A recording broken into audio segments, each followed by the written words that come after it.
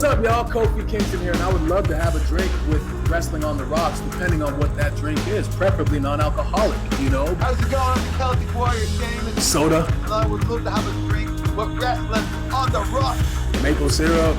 Fella. I would never have a drink with Wrestling on the Rocks.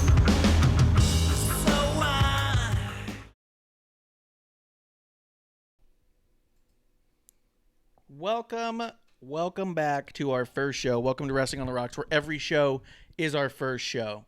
That's right, you've made it for episode 1 yet again. If you listen to any of our other episode 1s, we're glad you're back for the first one again. I am at Ref Marsh. I am Marsh Clump. Tell the people about yourself. I am Crabby Clump on Twitter. I am clear. Not clear-headed, but clear. Yes. He's looking good. Looking real good. Clump's got himself a new camera, so now he's coming in crisp as can be. So for anyone who thought that was just his face before, now you know. It was. Yeah, we learned that the integrated webcam in most computers, because it was not just one manufacturer, it was multiple, is not satisfactory. Please, if you wish to stream or podcast, invest a few dollars. Buy yourself a quality streaming camera. Yeah, and if you're just not noticing because my camera's fucked up, it's just because of our we've got something going on with the settings that we have not been able to sort out. We're working on it. Maybe that's what I'll spend my new year doing, is sorting that out. Clump, let's get into it. We do not have Kevlar with us today. He said he would be here, and then last minute said, "Oh, I've decided I forgot that I can't be there." So I don't know what his problem is, but he did submit his list of Kevies for us to give out. That's right, we're doing part 2 of the Boozies. We got Marshies, Clumpies, and Kevies to give out for the year-end award. As we say, good fucking riddance to 2020, and good morning, sun, 2021. We're going to start here with some of these tiers in our beers, but I think first, I still don't have ice or a cup. So producer's going to have to scramble here. Maybe start with a cup of ice and then take the tub. Take the tip. Clump, while I try to get just a goddamn cube of ice around here. What am I drinking? What are you drinking? I'm drinking Alka-Seltzer and water. I'm drinking an Izzy that is grapefruit flavored. I have cold coffee, and I have a thing of sparkling water that tastes and smells very much like It's all cleaner. water, so I'd rather not. That... Is your stomach, like, fucked up right now? Why are you having Alka-Seltzer? Oh, yeah, it's not been doing great for the past few days. I've been in a pretty tough spot, physically speaking. All right, And well, like we appreciate you Alka-Seltzer, coming like, through. yeah, I feel like Alka-Seltzer, like, it works better the older you get. Like, That's true. I don't know. It doesn't fix any problem, but it makes it manageable. Where like it's like getting older pains. You know, you have a knee that hurts or something like that. You're like, that sucks. It's like, yeah, you're still gonna have the shits, but you get 5 minutes of warning so you can get there. Oh, you get that warning time now. That's pretty good. You get an air raid siren in your head. Yeah. Alert! Alert! All right, well, that's good. We appreciate you coming in. We appreciate you being here. I also have a bathroom 5 feet away from me. If I sprint off camera, you know why. It's the first episode. Yeah, it's only the first show. Why would we have ice? We're all still learning. We've been doing this. This sucks. What, the drink? Yeah. Izzy, get your shit together. Ugh. No sugar added. Add sugar. That might be what's missing. Add sugar, please. You're just going to, like, drop a lollipop inside of it. This ought to be good. Stir it up. Start just pouring spoons in, shaking it. Clump, today I'm having what I thought was going to be a nice homage to the late Brody Lee. It's called Squirrel, SQRRL. It's got a wheel, like a barrel with a squirrel running around it. It's peanut butter whiskey. It says extra nutty. Just kind of makes me think of his character, to be honest. Yeah. His characters are always kind of nuts, kind of crazy, a little backwoods-ish. Yeah. I feel like it wouldn't have been that big of a stretch for him to come out there with a dead squirrel at some point. I don't know. Just trying. I get that, yeah. That's all. I miss the guy, man. I've been watching matches of his lately, and fuck. Yeah. Truly one of the ones you can say was underappreciated in career, but not in life. It sounds like people around him appreciated him like crazy. that is going to be our awful transition to. We do want to give out our final tears in our beers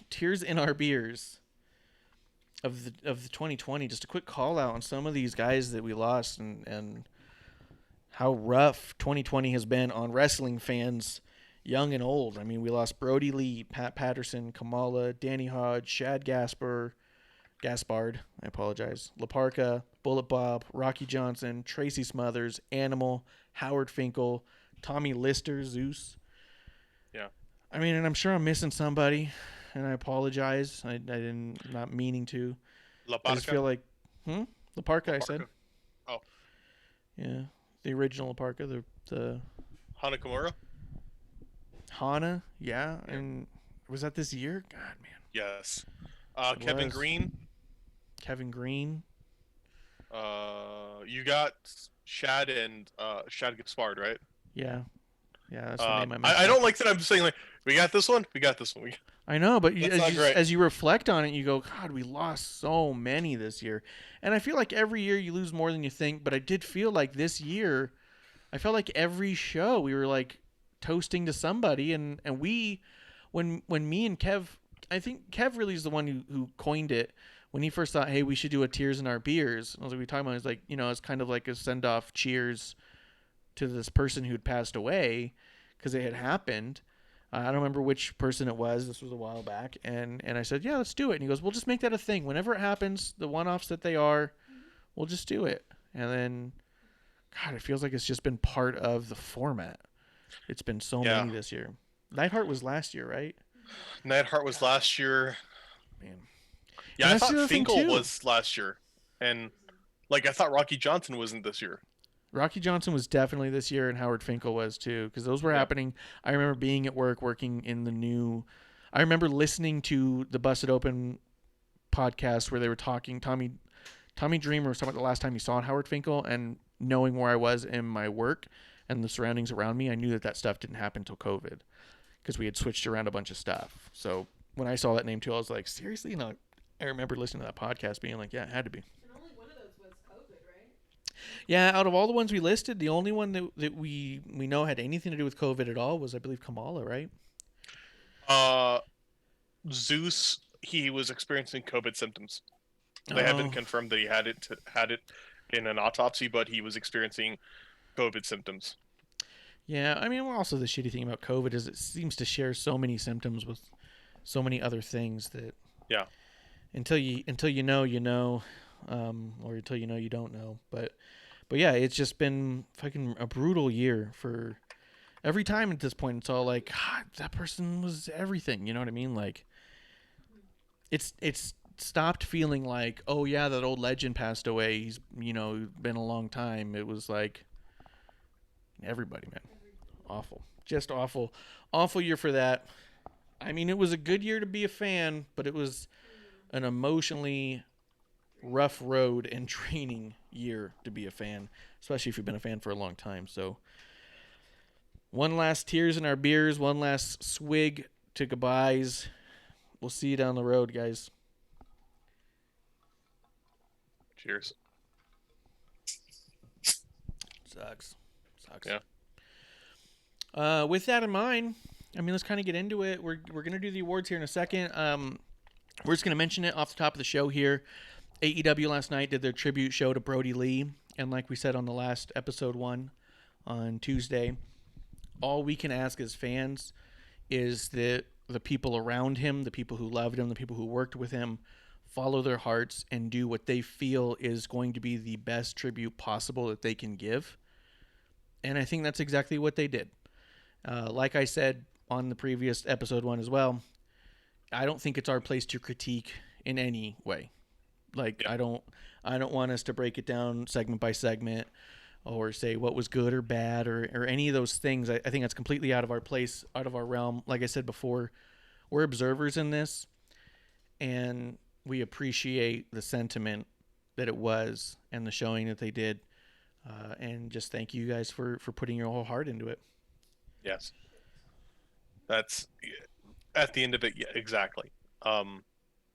I think the biggest positive out of this is we're seeing a person and their importance to those around them. And we've talked about how we felt that they were underappreciated in performing at times. To see that appreciation is coming through now, if at no other time, and how much they meant to so many people beyond a partner in the ring, but as a friend, as somebody who was a mentor, as a father. That's amazing. So in any way that we recognize this person, that's awesome. And my hope is we never hope that people in this industry we love pass, but as things happen, it kind of warms, or as this happened, it kind of was bittersweet that we saw this at this time, and maybe this could be something moving forward where we can appreciate people when they're around, or when they pass, we hear as much about them as possible, Yeah.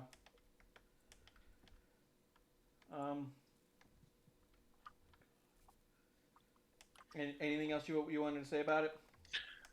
I think that's all for me. Okay.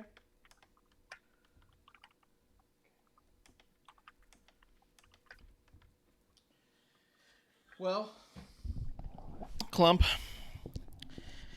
viewers. So anyone who was watching and wondering why Clump did not look quite as crisp as he did before, it's because he wasn't on the monitor. So we got that sorted. That is fixed. It's okay. It's only episode 1. That looks all right. Actually, you look like you're in the room. It's so crisp now. Except you look a little blue. That's probably me. I'm not gonna be able to fix it. It's our first episode, guys. I don't know what else to say about that. But yeah, 100%. I agree with what you said, and I think it's all you can say about that. We love the love. Yes. Clump, are you ready to give out the boozies? Let's do this. We're going to give out the boozies before we ring in the new year. And if you guys are on the East Coast, we appreciate you coming through. If you're listening to this on podcast, then I hope you had a fun and safe time ringing in the new year. As we get into it, we're going to have an award selected for AEW and NXT. Did you want to separate them by show, like go through all of AEW and then NXT, or do you think we should just do the category and who we got for AEW and NXT? I think let's go by category. By category, not by show. I like the idea. Yeah, some of these might be kind of rough. Yeah, some of them are going to be a little weird. I'm thinking again we go bottom up. Let's do it. Starting with the referee. Mm-hmm. For me, referee of the year for AEW, the Marshy goes to. I put Mike Chioda. What? I was trying to do a drum roll. It didn't work. You were trying to do a drum roll? That's what I was trying to do. It didn't work. No, it didn't. You spittled all over yourself. It did. Way to clump it. Wow. Clumping it up. Why would you try to make a drum roll sound with your mouth while you're eating? Roll on the Why table. are you infringing on my fucking gimmick? All right, That's who is it? Clump's gimmick. Who is it? You look over at Clump. He just got food all over himself in his mouth. He goes, "But that's my thing." Piece of shit. Horrible. All right, this, referee like, of the year, AEW, the Marshy goes to. That's my drum roll. I put Chioda in his 2 appearances he made. I just really like seeing him over there. I thought it was really cool, and I couldn't think of another referee that I was excited about. Yeah, that's fair. Clump, let's go to your AEW, and then we'll shoot over to the NXT. My AEW ref of the year is Earl Hebner. I don't believe we saw any of them this year. And I'm fine with that. Because of the refs we have seen, I have been unendingly frustrated, annoyed. It went from being cute to me, being, they're showing personality, to, okay, that's a lot of personality, to Jesus Christ, stop. So Earl Hebner. Fantastic. Hebner's a good one. And I do think, like you said, I don't think he's been on TV this year. I'm cool with that. He's on the roster. Yeah, he's there. Kevlar, he put in his Kevy award, and for referee of the year for AEW, he just put ha ha ha ha ha ha ha. He was just laughing. He's probably still laughing about that category. To be honest, when you're like, "Oh, who's the best referee at AEW?" He just laughs till he pees. Clump for NXT Referee of the Year. I put Aja Smith. It was really cool. I believe this is her first year with the company in general. I mean, she signed over to NXT. She started showing up. First African-American woman ref signed to WWE. And COVID happened, and she went from just being an NXT ref to being an all brands ref. I think her home is still NXT at the end of it. But what a way to show up and show out. She has been phenomenal since she got there. She got engaged this year to Leo Ruff. This was Aja's year. I mean, it was a tough year for anybody, but that couple, he won the title. He's got engaged. She got that job. He got signed. This all happened in 2020. Someone had to have a good 2020, and it's that couple right there. Yeah. Clump, what do you got? Who's the clumpy go to? The clumpy for NXT goes to that referee with the flat top with the really cool cut in it and biceps. I believe that's Eddie. Eddie, I believe that's Eddie. Eddie or Thank you for knowing. Oregano, I think. I don't think it's pronounced oregano, but it's spelled similar. Oregano or something, or oregano or something. Origami. That sounds like Here's somebody who's confused when they move to like Portland with how they say where they're from. Yes, 100%. I am an oregano. Yeah, I'm from Oregon. I'm Oregonian now. Here's the deal. Eddie is the one who Bailey ripped off his referee shirt and wore it in Extreme Rules. So it's also funny that he got the referee for NXT for you, and Bailey got referee for me because she stole his shirt and got the pin. Hell yeah. I also tweeted him after that and said, Eddie, how much for that ref shirt? And he liked the tweet and ignored it. I was like, damn it. So close. So close. But that's a good one. I like Eddie. I like Eddie a lot. Yeah, he shows the right amount of personality to me for a ref. He does. He can't take missed. He can't take Asuka's miss worth of shit. And luckily he's friends with Bailey. She had his back, got the job done. But when she's not there, he's doing okay in NXT. Right. That's all it's. All right, so double cross of the year is the next Boozie for AEW. I put Eddie Kingston turning on Rey Fenix. That was kind of a surprise to me. I didn't know what the hell was going on. I was shocked and shook. Mine. I wrote down, and I'll quote myself here. Quote, "You need to build stories to have double crosses." Yeah. That's a good one. That I had trouble thinking of one. I was thinking like I wanted so much to put Kenny versus the company, but it was so drug out. Yeah, that's not a bad one in and of itself because, I mean, they still got room to go on it. It's a bit of a rocky road, but he did effectively turn his back on AEW. So I like that. I like that as a concept.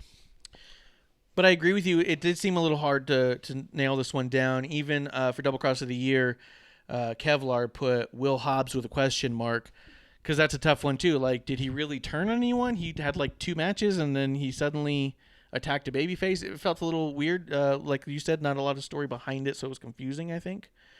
I didn't say who his referee of the year was for NXT. It was...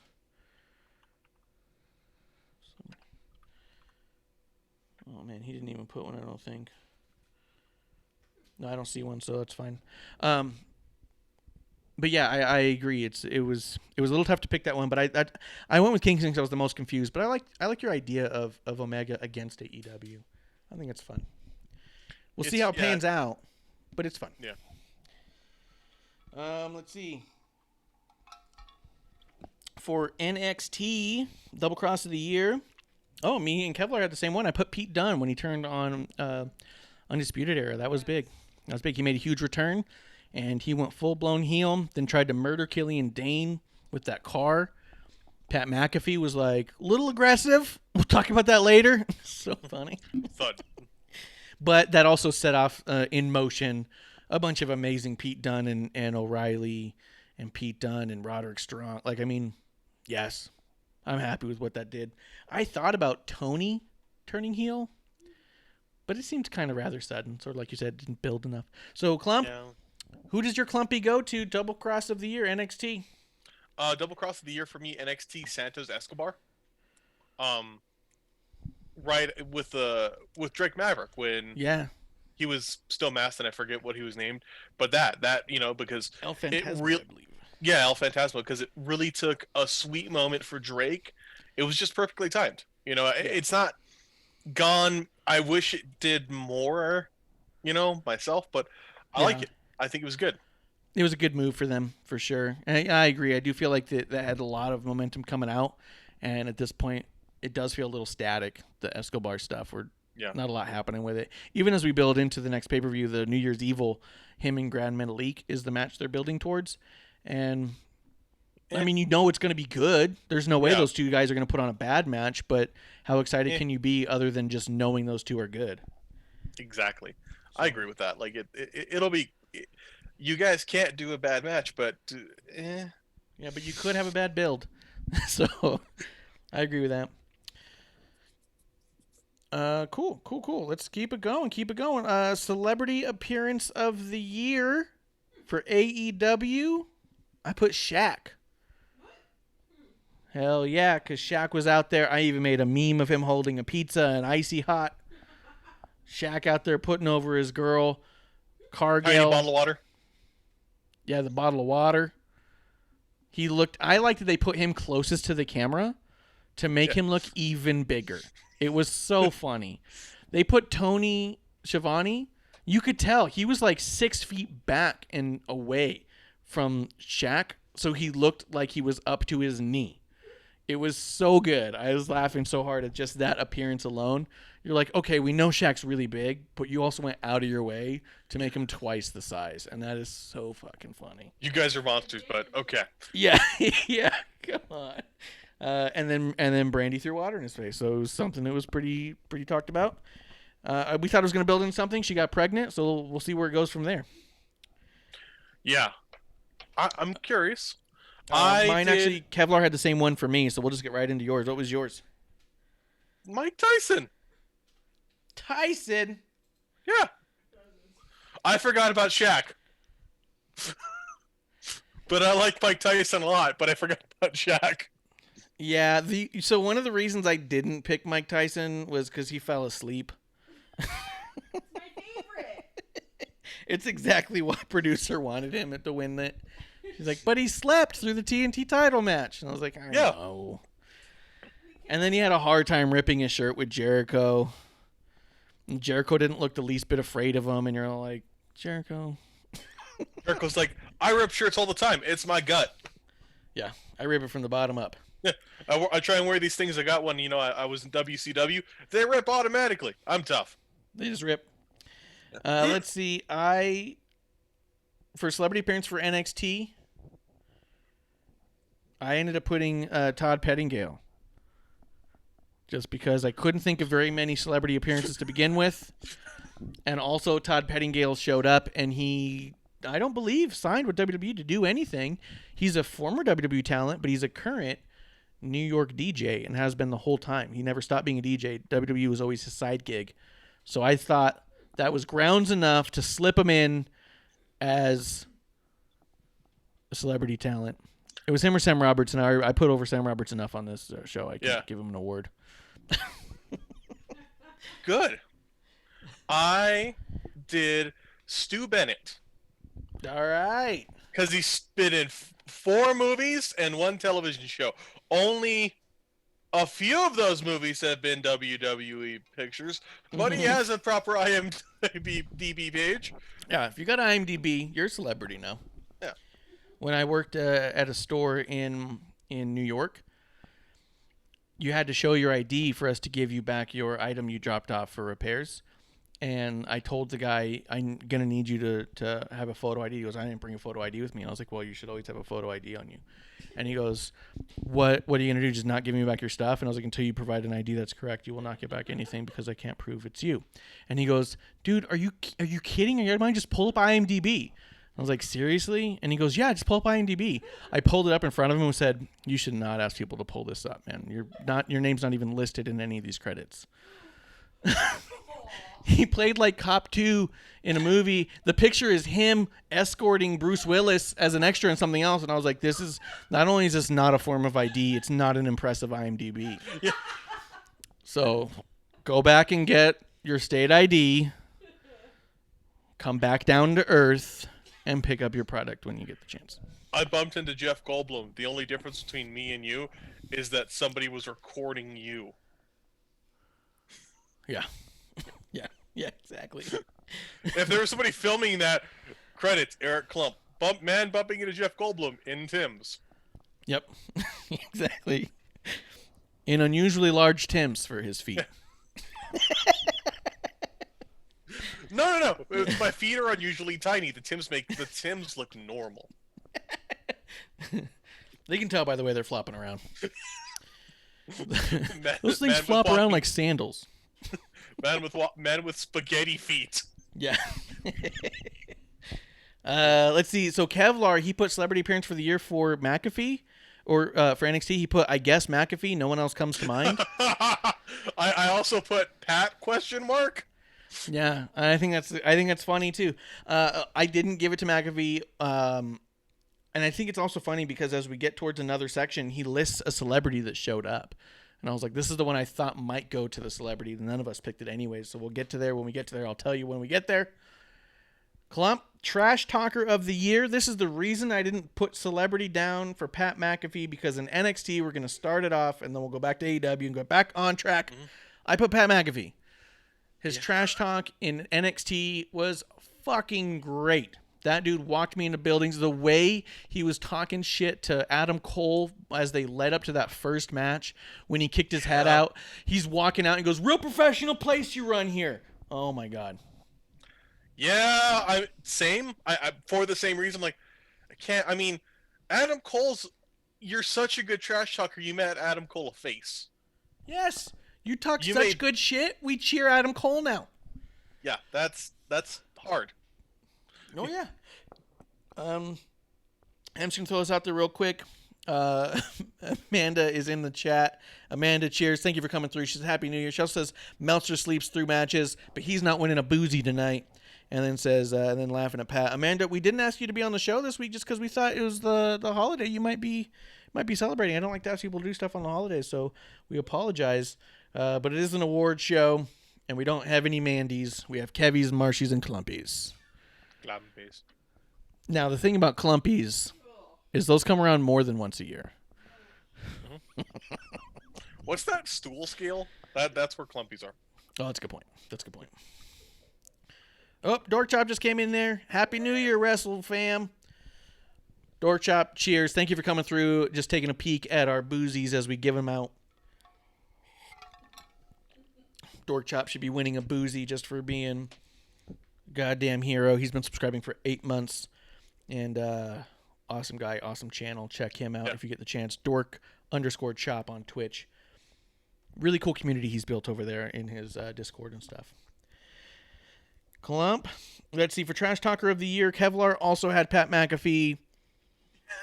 Pat McAfee, what is it?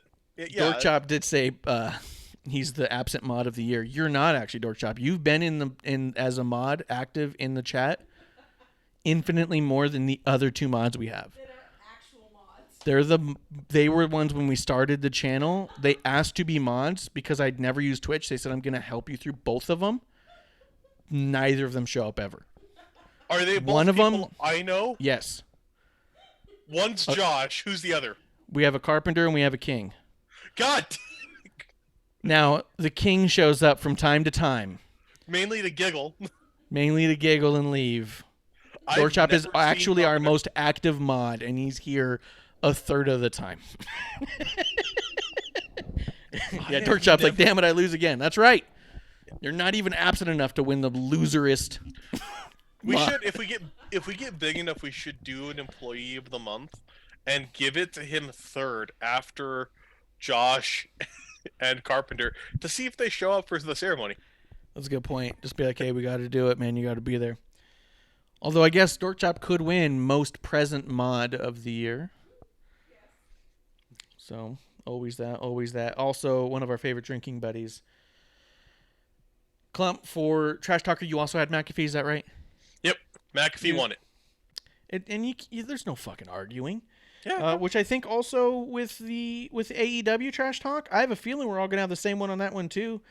I have it. Kevlar has it. And if you don't have it, I'm going to be real listening with ears perked. AEW Trash Talker of the Year, the Marshy and the Kevy goes to Eddie Kingston.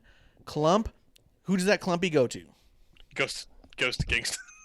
He's just so good on that mic. There was a twinkle in my eye. I was like, as I was like, anyone else? And I was like, if I give an award to Jericho, because he's already got one. Yeah, he's got one. Yeah, it's not a good one. Spoilers. Yeah, I think. I mean, how can you argue? Who's the most fire on the mic in AEW? If you don't say Eddie Kingston, he came out on his first night to an audience who fucking he's hoping to know him because he's hoping it's wrestling fans, and overall probably not. Probably there's a chance he's coming out to a bunch of people who don't know him, and he steals the show. Fuck yeah, Eddie Kingston. Dorchop says it best in the chat. He goes, Kingston has been magic this year. He goes, he went from never hearing of him to can't live without him. You heard of him? Not us, him. He'd never heard of him, and now he doesn't know how he's supposed to live in a wrestling world without him. And I agree. That's how good he was. Huh. Can we do a quick ad? I broke my chair and I need to get a chair because I'm a big guy. You want to do an ad? I don't have advertisements to run. What are you talking Start about? Just sponsoring go. something. Yeah. I can't sponsor a thing all of a sudden. Just go, dude. Go. Oh, my God. Clump broke his chair and said, run an ad. We don't have ads. We've got no sponsors, guys. I'll throw that right now. Squirrel, we're drinking your drink. No sponsorship here. We'd like one. I don't have a sponsorship from Terramana either, but I got the bottle right here. Terramana. Sponsors, please. That's the best I have for ads, man. Come on, Rock. Yeah, Rock, come on. I'm drinking it by the gallon. Let's see. Amanda says, King, I mean, the man almost made me cry and then went down to business last night. Yeah, he did. He goes, what the fuck? And then Dorchop says, you can run ads through Twitch. Here's the thing. When you run an ad through Twitch, it doesn't stop the feed and it doesn't stop the podcast from recording. Because I've run ads before and people have just been like, I'm not seeing anything, but I'm watching like an ad. And I'm like, well, shit. So I don't know how it's meant to work through Twitch, but I'm not good at it. Mod. Let's see. Miss Amanda Jane says she's drinking the non-sponsored Sonic, as always. And Dorchip says part of your affiliate program. Yeah, I mean, I've tried to run ads. It failed before. I ran an ad to run to the bathroom, and everyone saw and heard it. So it didn't work. You've done that multiple times at the end of the show where I'm like, we're gonna talk, and I just sit here and it's me and Kevin. We just hear that we're like, yeah, don't say anything. Can't do anything about it. The ads don't work that way. Wish I could give you stage fright, you bastard. Yeah. First show. All right. Oh, the subs don't get ads. Oh. Well, that's good news for us because it means everyone's getting ads. Everyone's getting. Oh no. Desk Shop is the only one who wouldn't get an ad then. Clump, social media superstar of the year. I had a hard time with this one. As far as social media goes, I don't feel that there was anyone in AEW that to me like stood out as this person is just on fire on social media. I got one. Conrad Thompson, maybe? Oh, that's good. I got a better one. Who do you got? The Clumpy goes to all of those lovely individuals on Twitter who shat talk Chris Jericho. NBA Twitter. NBA Twitter gets the Clumpy. NBA Twitter gets the Clumpy. Like, that was the best thing I've ever seen. It was so funny. Clump, were you here for the last one where we realized that he tagged NBA and removed his picture? No. So he posted a picture that I sent you guys, and he tagged at NBA, and it occurred to me, I started laughing so hard, because the idea then being that someone would have searched at NBA and is reading scores and seeing stats and seeing basketball clips, and then a picture of shirtless Jericho doing blue steel Zoolander face And just to me, the idea someone's like, "Oh, okay, looks like Golden State," and then just shirtless Jericho puckering his lips, being like, "What the fuck is this?" He removed it, and I didn't get a chance to read the comments, but I wish I had. It sounded like it'd have been pretty funny to just. I mean, he was egging him on at that point. I mean, if you're a heel for wrestling, you're gonna be a heel for for NBA. Yeah. And Amanda Jane does say Ricky Starks is pretty good on Twitter, and he is. But I don't know if I think of him as like Twitter. a stand or not NBA Twitter on social media. I mean, I feel like there's still I think that he could do better. I do. Yeah, I think he's. If we're to believe what we hear from like JR and stuff, where AEW is a space where you can do what you want to do and be who you want to be and stuff like that, he could do more, and I want to see him do more. If he's being kind of advised to calm down, well, give him that space. Let him talk. Yeah. Yeah, I'm just not seeing as much. When I think of like just tremendous social media accounts, I do think of like Bailey, who's making responses, talking to other talent on there, shit talking, putting up little clips here and there. I think of like Mustafa Ali, and putting up actual video clips that promote the narration of the storyline that they're going through. Guys like Mace and T-Bar who are doing the same thing.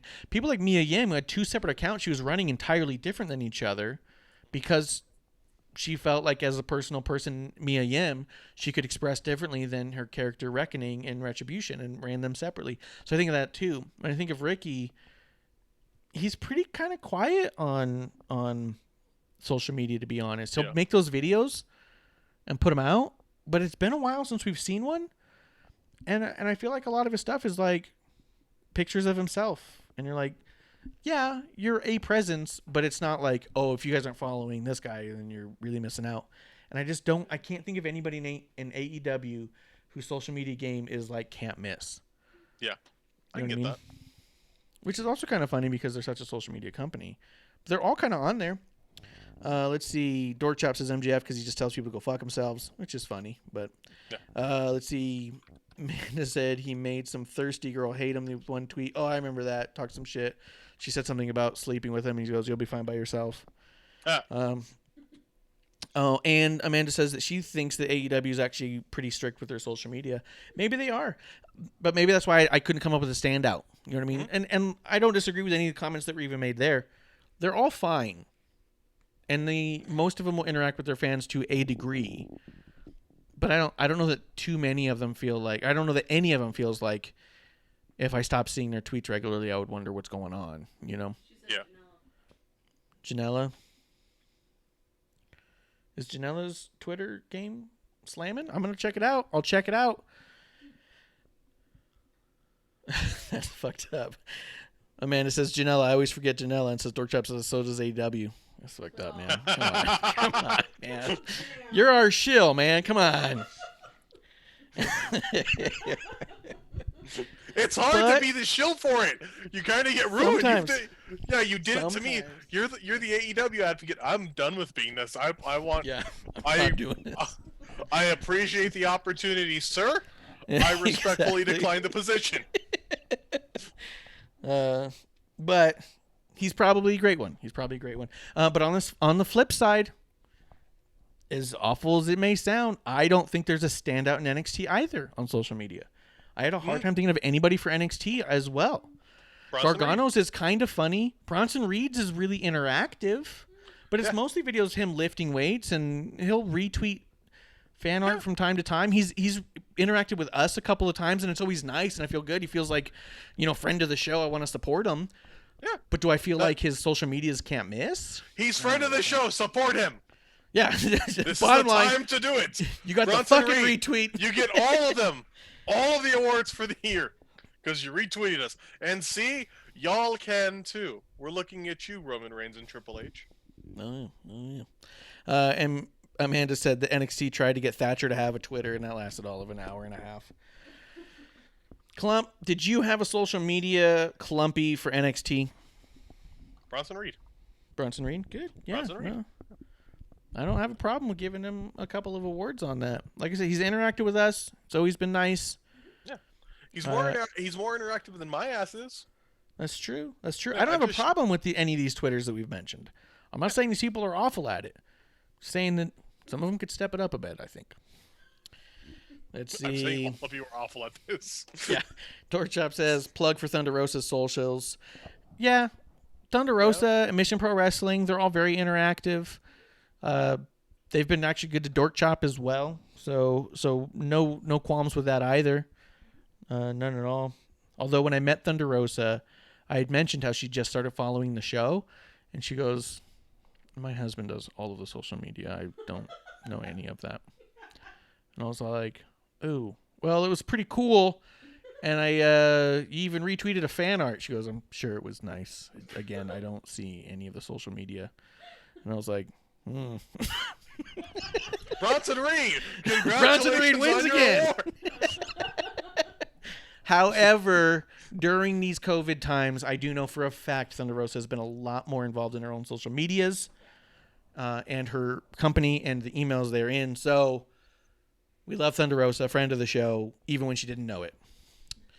And Amanda said that failed because everyone said it was fake.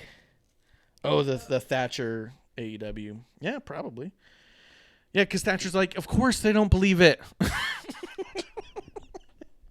Clump, let's keep it moving.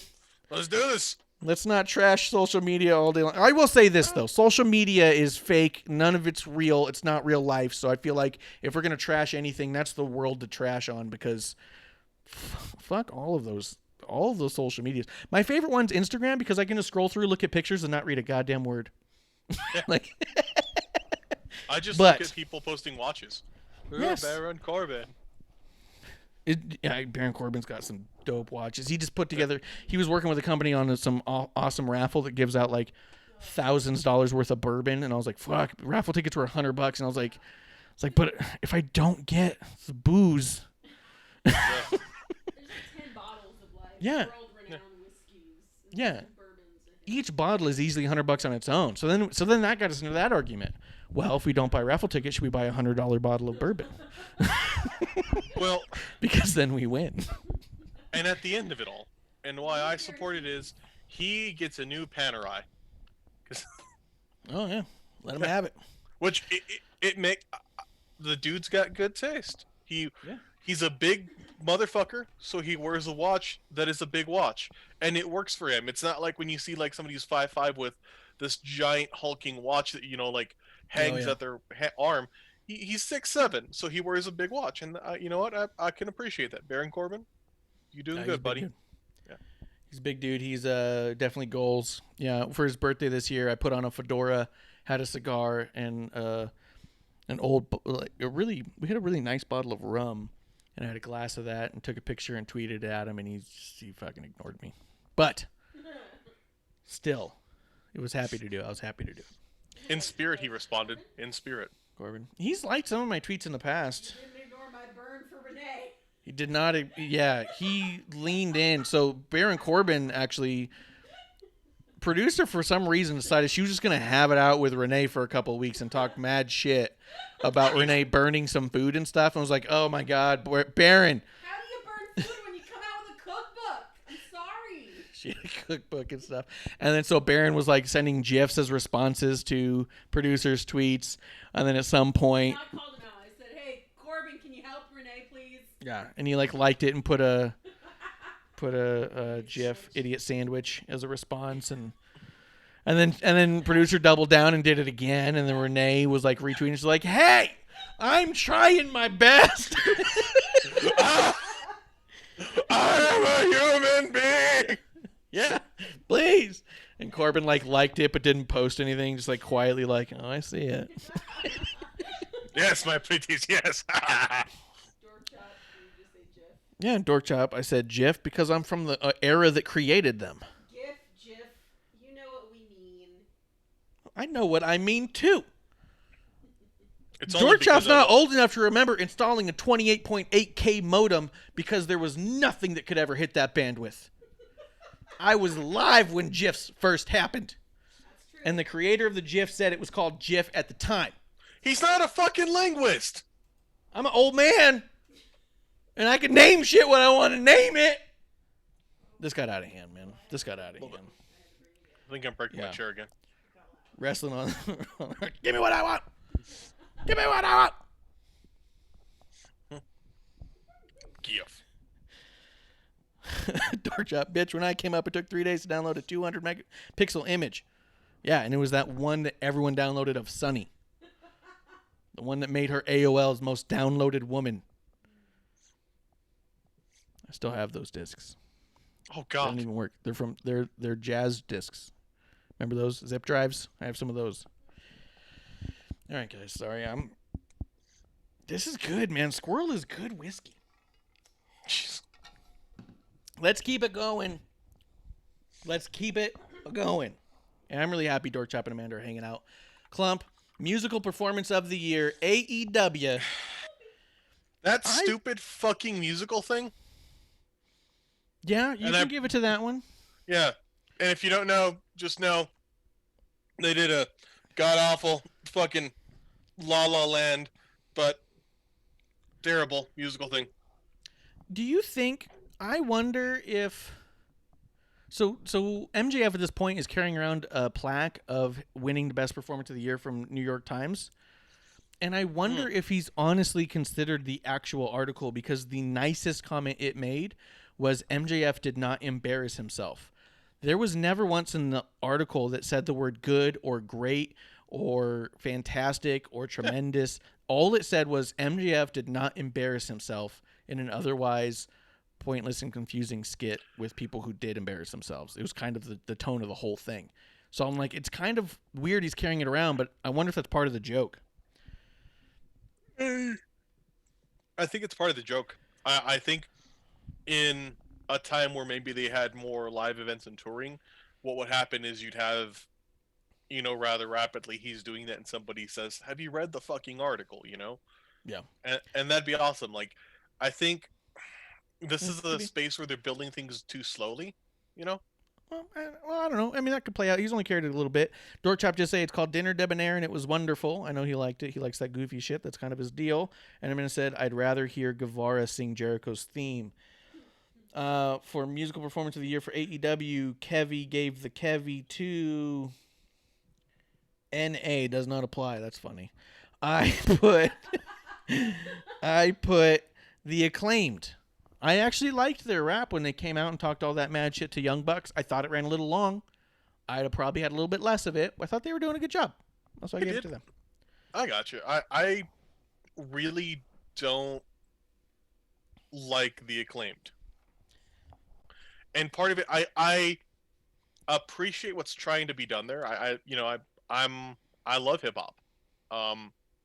What annoyed me was kind of like, and it sounds so hokey to say, I get really like annoyed when I hear people say the same insult over and over, and with them, and just within 5 minutes, I heard people get called bitch like 5 times, and I'm like, okay, one of you gets to say bitch, and I didn't like where it was put in the rap, and it also kind of felt really, it didn't feel creative to me, like as an insult, like other than it being in a rap form. Yeah. No, I didn't say they were clever. And I didn't say they were heavily skilled. I said I enjoyed it for a little while. That's more than I can say for most of the musical acts I've heard on AEW. Dork Chop did say, ugh, the Acclaimed are ass. Amanda asked if the Sweeper Girls count. And Dork Chop said he spent 6 years recording bad rappers and he's over it. Hey, man. Yeah. I don't disagree with it. MF Doom's rolling in his grave when the Acclaimed come out. And unfortunately, I found out MF Doom died today. Yeah, that was a bummer. Yeah, that was sucked. Yeah. R.I.P. Clump, this is going to be a bad one for me. Moment of the year for AEW. Oh, wait, we didn't do music for NXT. Music performance of the year for NXT. I have, and so did Kevy. He also had the same one. We put Poppy. I'm Poppy. Poppy. I put Fuck If I Know. Yeah. I think it's also a fair one. Wrestle and Flow did a few things that I thought were pretty decent. I do think that it's funny that Kevy remembered to put Poppy for musical, but said there were no celebrity appearances either. That one. God damn it! So, I mean, maybe he really doesn't like her, but appreciates her as a singer. Yeah. I know she sings. I don't know that she's famous. Okay. I'd call her a troubadour, not a celebrity. Yeah. Amongst others, okay, so I mean that's all fair. This one's a tough one for me, dude. We're gonna probably have to talk it through. Moment of the year for AEW, Kevlar has the Kevy going to Brody being unmasked as the Exalted One. I think unmasked is a little bit of a weird word to use, Revealed. but revealed for sure. I do think that was a pretty. I mean, it was poignant for sure, and obviously it became more poignant, unfortunately. But Brody being revealed as the Exalted One was a bit of a surprise because I think a lot of people expected it to be Matt Hardy. Yeah. And he also revealed himself on the same night that Matt Hardy debuted as well, so could have been Matt Hardy. Also, I guess from a little side note that we've heard about, he asked to be a part of Dark Order because he thought he could help the crew of people who were in it and actually help literally elevate them and coach them and make them better, which I think is just a pretty awesome mentality to have as you show up in a new company. Instead of saying, how do I make myself the biggest thing? How can I have the biggest impact? And that seems to have been the nature of Brody's entire life. Yes. So I will not disagree with that one bit. I could not think of a big, like a POW moment for either NXT or AEW. So that's why I said we're going to talk it through a little bit. Clump on that, and in that vein, what was your moment of the year for AEW? So, part of me wanted to make it be the opening of last night's Dynamite because I feel those moments are really impactful when you have a tragedy. Though it's something that people will remember and go back to, and I thought the way that they handled the opening, the 10-bell salute, those always get to me. So I almost put that because it's just something that's really sweet to me, really amazing. But ultimately, to me, the moment of the year is Kingston coming out, cutting a promo on Cody. That promo, I saw a little bit of Kingston. I wasn't paying too much attention when we were watching NWA. I was like, he's okay. But that promo just hit me so fucking hard to see that and how he did it, and even the match was great. But that promo just, it's one of those things that if I were to introduce someone to wrestling and say, this is what I love, I would say, watch this. It's somebody coming out here and they have to, if you want to think about this as opera, this is somebody coming out and issuing, a one man performance, like an act. If you want to think about this as a movie, this is just fantastic exposition. I can't, I can't not praise that. Yeah, 100%. That's when he grabbed the world by its ears and shook it and said, "You will look at me now," which is tremendous, absolutely tremendous. I think it was a huge impact. I think I agree with that too. I do agree with the idea of Brody's 10-bell salute as being a moment, but I think what I'll do is, and I think maybe just because we're a couple of old sentimental dweebs, I think I'll say when Brody won the TNT title, the way he won it in such definitive fashion against Cody, that really was different from anything we'd seen out of Cody. I mean, I know at the time I even said I wished that Cody didn't have such competitive matches with literally everyone he had a match with, so that win that Brody had over him would have meant even more. And I think I still hold to that. I think that the win he could have had could have meant so much more. Unfortunately, his title run was a little short and stuff. So I will say Brody winning the TNT title in such a definitive fashion against arguably the top star in the company, Cody Rhodes, who had been undefeated as of that point, as far as being in the TNT title picture. Let's see. Dorkchop's going to say, outside of the last couple of months, recency bias with Sting debuting, Brody passing, which is true because it's so easy, especially it's hard at the end of the year to say, let's look back, because you're only going to remember the last couple months like vividly. So he says, he would go with the Revolution pay-per-view and Moxley won the title. He was a hell of a champ and carried the company through the pandemic. I hear you. I think that I don't think that him winning the title was any bit of a shock, where I do think that Brody winning the title that he did was, especially the way he did. And I think that Moxley did fine.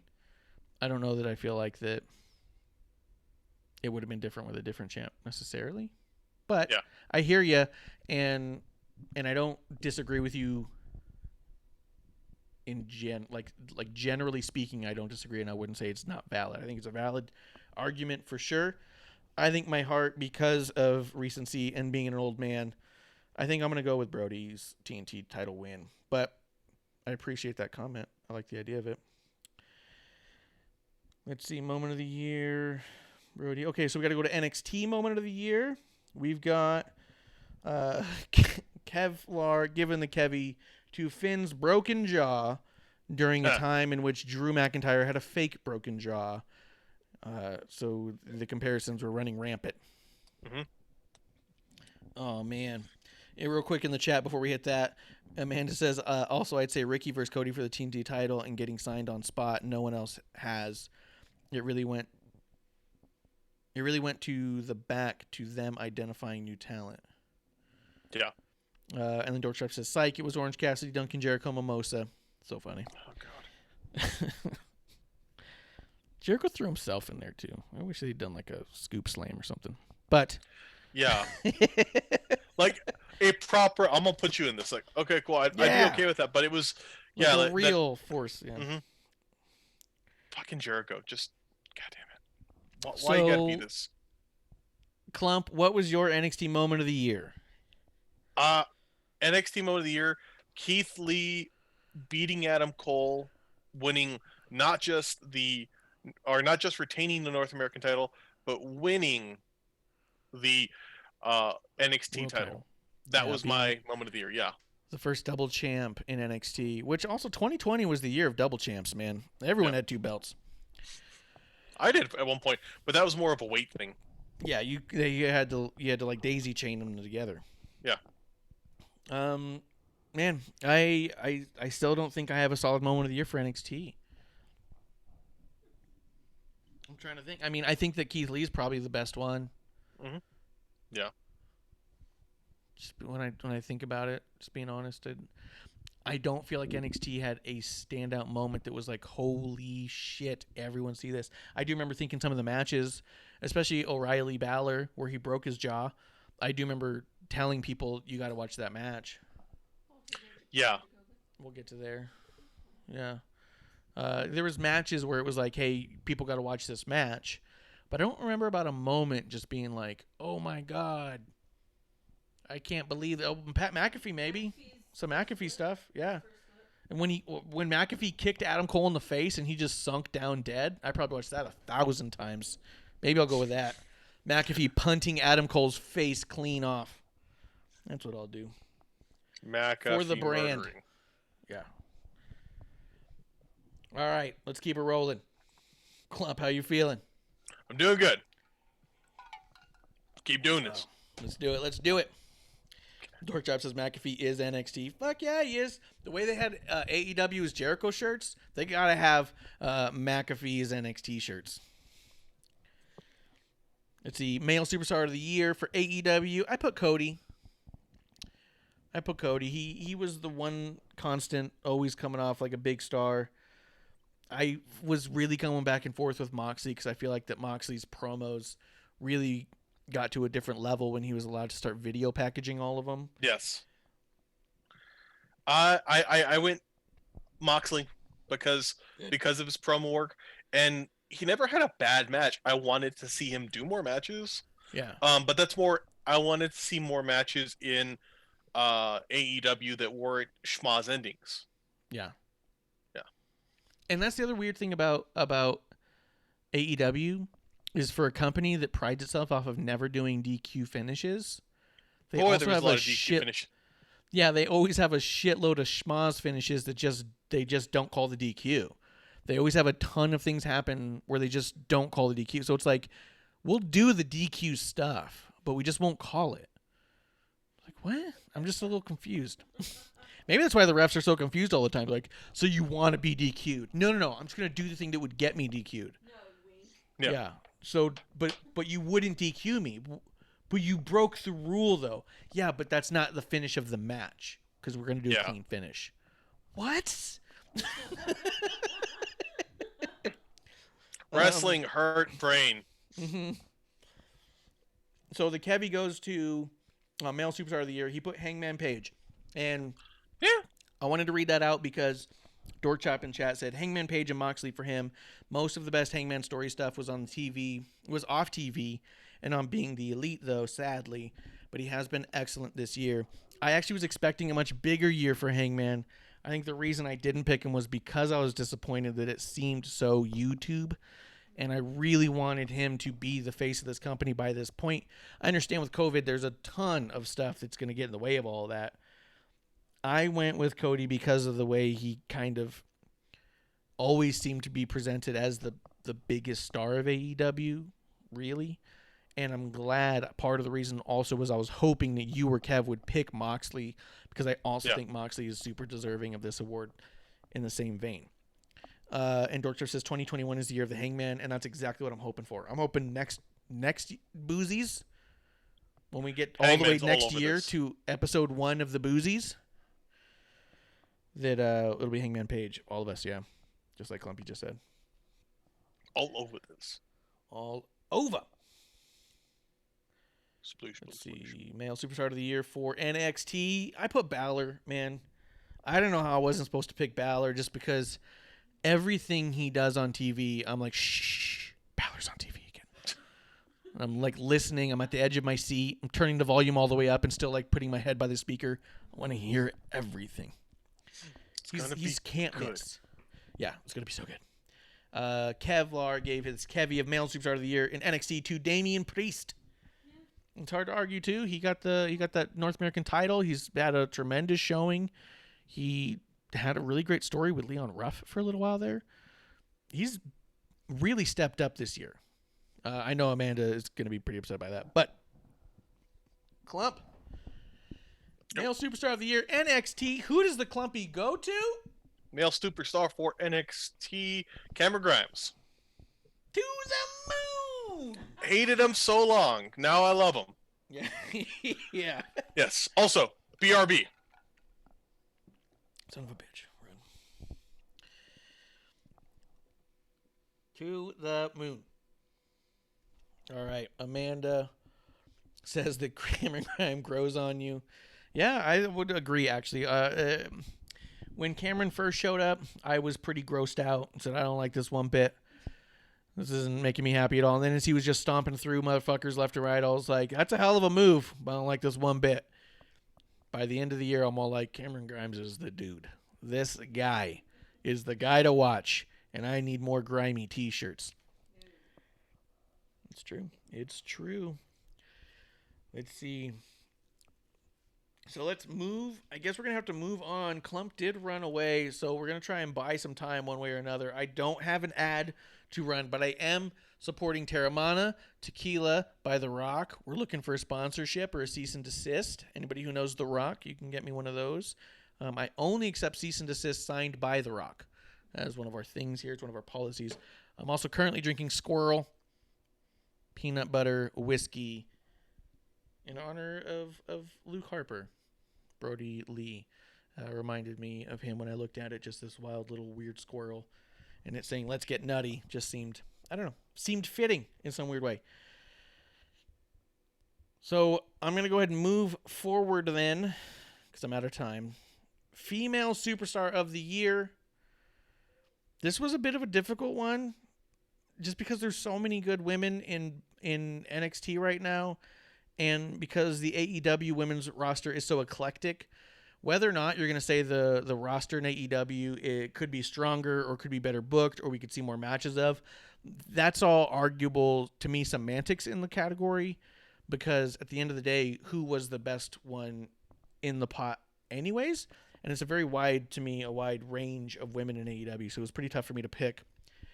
For me, it's going to be a bummer when I have to repeat all this when Clump comes back. It's going to be...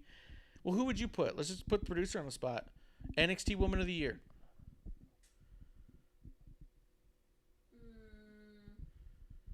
I guess you have to really say Shotzi, just because she showed up. I mean, she might not be the most technical, but she definitely has the personality to keep it entertaining. Yeah, At least 100%. for a while. Especially Halloween Havoc, she really showed out for that. We weren't expecting it to be as great as it was. Yeah. I think she really showed up. Especially with the way that she was holding it all down. For you, AEW, who do you think would be the Woman of the Year? I want to say Thunder Rosa so bad. I want to. I don't think that's a wrong answer. I want to say Thunder Rosa so bad, but I know she's not technically signed. Yeah. I don't feel like they've had women that really. Maybe it's the stories haven't blown me away to show me all the potential that the women have. Right, but like I said, whether or not there's a lack of potential or a lack of wrestling or a lack of build, there still is a pot of women to pick from. Who do you think shined the brightest there? I'll tell you, Dork Chop in the chat says Britt Baker wasn't wrestling much, but she was easily the biggest star on that woman's roster. I see the argument. For me, for AEW, I went for Female Superstar of the Year. Clump, are you back yet or are you just breathing heavy? I'm back. Okay. So AEW Female Superstar of the Year. Producer had a hard time picking something. Went with Thunder Rosa off her gut. Like I was saying, whether or not the stories were good enough or wrestling enough or any of that stuff, there still has to be a best of. I went with Serena Deeb, and I did because Serena Deeb came in and made a splash. I don't think she was meant to be signed when she was, and she easily went from being someone that people sort of remembered from that CM Punk thing a long time ago, isn't that the girl who shaved her head, to being the one that commentary is constantly saying, this may be the best wrestling match we've had of all night. So she elevated the concept of women's wrestling in AEW, where someone may have had more of star power, but to me, Serena Deeb actually brought it to a point where people said, yes, but this is wrestling. And to me, that was huge. And so I gave it to her. She won her ticket in. She's NWA champion right now in AEW, and hopefully she's teaching all the women everything she knows. Clump, for you, Female Superstar of the Year, AEW, who do you got? Female Superstar of the Year for me, AEW, I have Chris Statlander. She's been injured all year. I thought she did a match early on. I mean, I didn't have a heck of a lot here as positives because so many people are out, so many people, you know, I mean, shit, Hikaru Shida, but everything producer said, yeah, Thunder Rosa, screw it, Thunder Rosa. And because I really do like Thunder Rosa, I only wish, I want to see more of them. And it's also hard at this point to imagine that Thunder Rosa is not in AEW because, like it or not, she's got 2 current storylines in AEW, and their champion has 0. And Britt Baker's storyline is the one about Thunder Rosa. So even if you say Britt Baker's the bigger star, she's in Thunder Rosa one of Thunder Rosa's storylines. That division's hanging their hat on Thunder Rosa right now. So I don't think that that's a wrong answer. For Kev, the Kevy Female Superstar of the Year, he again put NA non-applicable. So we'll move forward. For Female Superstar of the Year, NXT, producer was put on a spot. She said had to be Shotzi. I agreed. I'd put Shotzi myself. That I think this was Shotzi's year. I know a lot of people, including Kevlar, gave the Kevy to Io Shirai, and I understand that. I do think that she is showing up as next level talent, and Io Shirai may be. She's definitely in the argument of best women's wrestler in the world right now. But I think that Shotzi Blackheart went from being that girl with green hair to being a main eventer, a host of events, a poster on the posters of events to sell tickets. I mean, not tickets, but you know what I'm saying. She went from being, oh, I guess that green hair girl is back, to being, oh shit, guys, have you seen what Shotzi did this week? So I think it was a good year for her. It was big. Amanda Jane says Penelope Ford is a good utility player and says, yep, Shotzi for NXT for her too. Clump, who does the Clumpy for NXT Female Superstar of the Year go to for you? For me, NXT Dakota Kai, and almost purely based on the War Games match. When I look at that War Games match, the work that Dakota Kai did, the fluidity, in so many spots. I know that EO got like the big gif of them jumping off the structure onto everyone, but I think Dakota Kai to me did so much more. She had some of the best bumps of the night. Some of the bumps she took were so incredible and timed so perfectly. I do think also Dakota's been tremendous this year too. I mean, they've also put her in the ring with everyone as they're coming through. She's starting to become like the Cassius Ohno of the female division. She's the one that people got to get through to get to the top, which is kind of a bummer because I'd like to see her in the top. But she did have a title match this year. I don't think it was like believable that she was going to possibly take it, but I think for a lot of us, we see that she could be. Clump, we're almost there. We're not in the home stretch yet, but we've definitely passed the halfway mark. Breakout star of the year for AEW. I put Eddie Kingston for the reasons that you gave him the moment of the year, was because he literally came in during a pandemic, during a string of indie guys coming through to have a match with Cody and go, and he in 10 seconds told Arn to shut the fuck up and told Cody to get ready to stare at the lights in such a way that everyone was talking about Eddie Kingston and nothing else that night. So for me, breakout star of the year, Eddie Kingston went from isn't that guy from the NWA to holy shit, Eddie Kingston's on every Wednesday. I guess I gotta watch. Doortop agreed that it's Eddie. For Kevy, the AEW breakout star of the year, he put Eddie Kingston as well. Clump, who did you have for breakout star of the year for AEW? I actually put Brody Lee here. Mm-hmm. And because they came in, and a lot of it does come from hearing about their life, how they chose to go join Dark Order, but having them come in the spot we were really waiting for. And, I know that their character, to some, it wasn't fantastic. There's parts of it, some of the promo work, I didn't like the subject matter, but I never disliked his work. I always thought he did a fucking great job. Truly. His, video packages with him, the sketches he did, they were fantastic. And he, not only himself broke out and became, I think earned a pretty good high spot, he also, in being in this role, worked to make stars out of a lot of other people. Yeah. He made what was easily a floundering and likely to be erased group into something an actual faction. Yeah, an actual faction of people. So I don't disagree with that. Because like you said, any complaint we had about Brody and his character work coming in was about the content and not the delivery. I know we had a number of issues with his overly McMahon parody stuff where we just said it feels a little too sour grapes, but he's so good. You know what I mean? So yeah. So I agree. I can see that argument for sure. Let's go on to NXT Breakout Star of the Year. I put Leo Ruff. That guy went from obviously booked jobber.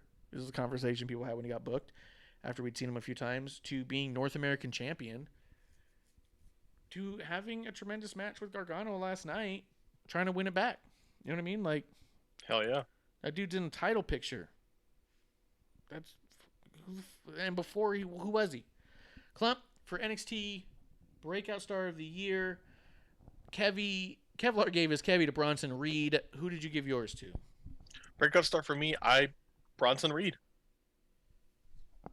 Yeah, just for the same reason. Like,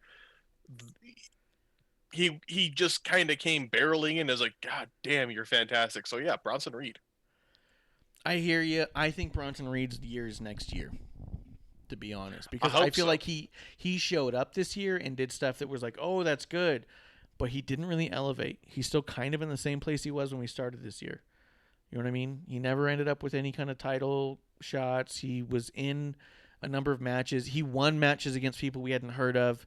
He won a couple matches against people we had, but he was always kind of like floundering just below storylines. And so, to me, hopefully 2021 is the year of Bronson. I want to see him hold gold this year. But that's the only reason I didn't pick him, because I thought about him too. I did. And Amanda says that we know she's biased. I'm sure she picked Ricky Starks for Breakout Star of the Year. But again, same thing. Next year is going to be Ricky's year. I don't feel that this was it. Clump.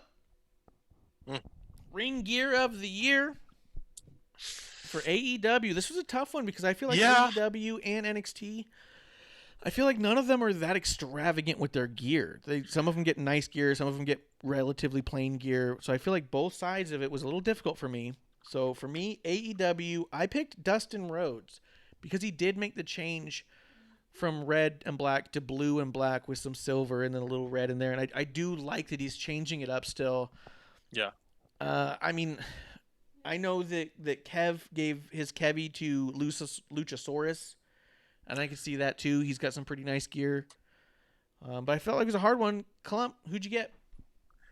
I mean, this one, yeah, it was kind of a hard one because when I think of it, I think of who came out with the most unique ring gear, whether it be like one time or what changed. Because I hazard to throw it to someone like Luchasaurus because, yeah, it's interesting, but they haven't, advanced it or changed it. It's what it is. Yeah, I mean, and by the same token, you could say, well, Orange Cassidy comes out in, skinny, casual jeans and stuff, and nobody wrestles in those. Honestly, though, with AEW, I couldn't think of one that stood out to me. So I put like something Kenny wore I'm supposed to give a shit about, or something Jericho wore I'm supposed to give a fuck about. Like it's like nothing that's standing out to me. Like, I thought about Cody just because he always looks clean. I do think that Dorkchop brings a good point in the chat.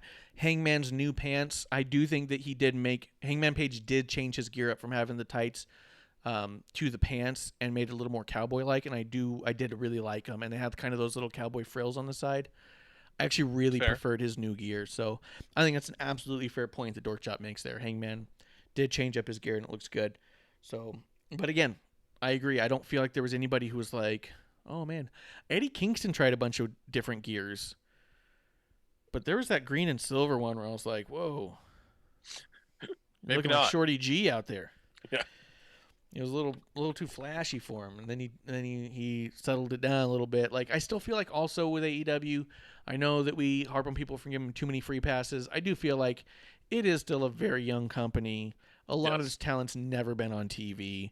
They are definitely trying to figure their look out. Like, that's for sure. So, a little bit different. Amanda James says, Eddie looks sloppy, and Dark Order as a whole has good gear. They've definitely got it together lately, for sure. It started off sloppy, but it's good now. I honestly would be cool if Eddie came out, like, it might be just playing a bit too much to the character he presents and how he talks, but if he came out in, like... Don't say a jumpsuit, dude. I was gonna say, like, jeans and Timbs.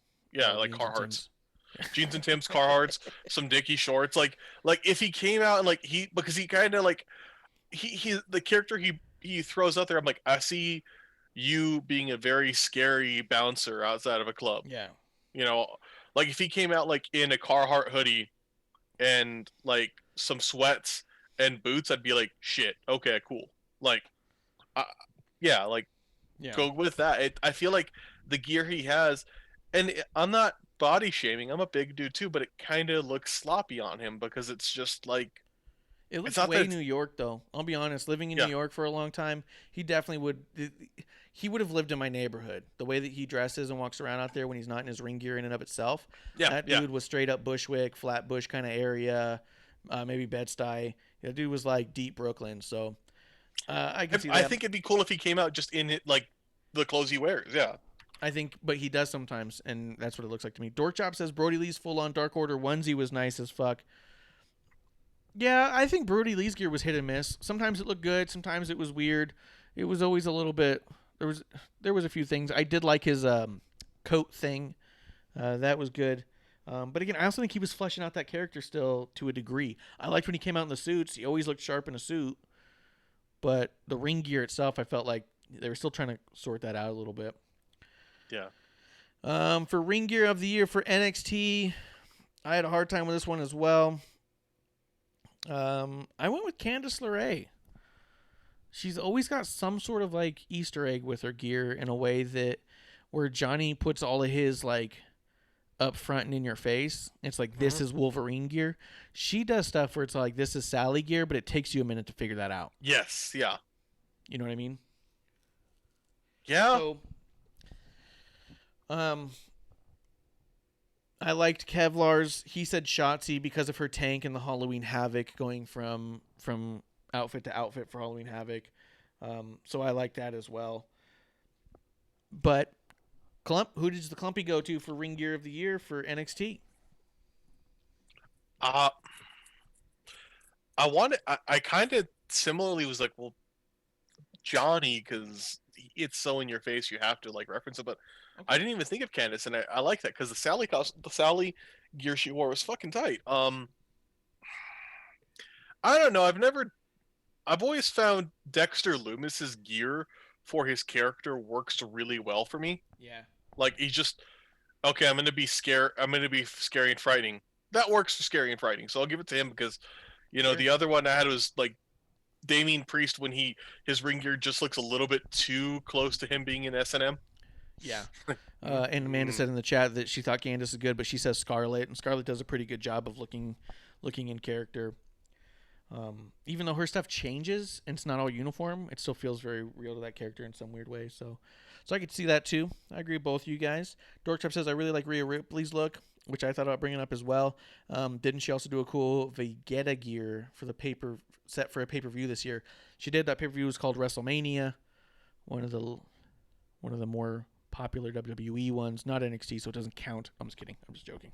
And she did, and her gear always looks good. I also not a fan of anime on that level, so to me it didn't make me go, oh, cool. I was just like, oh, that's nice for her. Yeah. I don't think it's bad gear. This is also kind of our personal favorite. So I agree with that too. Rhea Ripley's always got a good look. I was also thinking about Tony Storm's always got some sort of leopard print in there, which I think is kind of funny. I like that Dakota Kai comes out in the baseball jersey. I don't understand it, but I like it. I think there's a lot of good clean gear, but for me, I just like the Easter eggs on Candice's gear. Yeah. And then there's really, when you think about it, the way we're talking about it, I like Ciampa's entrance gear. He comes out that crazy mask and that jacket and stuff. Fucking crazy person. So we'll move it along. Return of the year or debut of the year. Kevlar gave his AEW return or debut of the year. He gave it to Matt Hardy, saying he returned from death several times thanks to Guevara. So Matt Hardy and his consistent return from death wins the Kevy. I put Brody Lee on this one because I felt like the way that he put moment of the year being Brody, being the exalted one, I did feel like the way they debuted that was really cool.